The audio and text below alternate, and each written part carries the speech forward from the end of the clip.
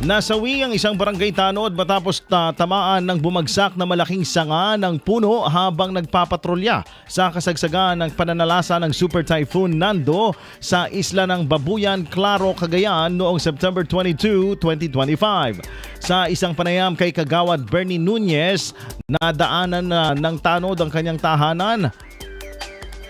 Habang nagsasagawa ng pagpapatrolya nang lumabas ito upang silipin, biglang bumagsak ang sanga ng puno na tumama sa kanya at agad niyang ikinasawi.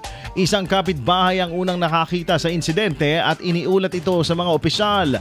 Agad namang rumisponde ang barangay, subalit wala ng buhay ang biktima. Pansamantalang inilagak ang kanyang labi sa evacuation center habang inaasikaso ang pagpapabatid sa kanyang pamilya sa mainland Cagayan. Matindi rin ang pinsalang iniwan ng bagyo sa isla dahil halos lahat ng kabahayan ay nawalan ng bubong kabilang ang simbahan na nagsilbing evacuation center.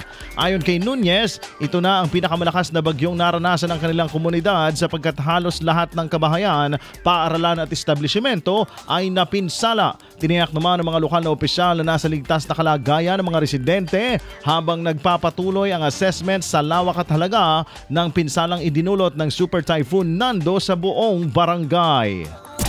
IFM News.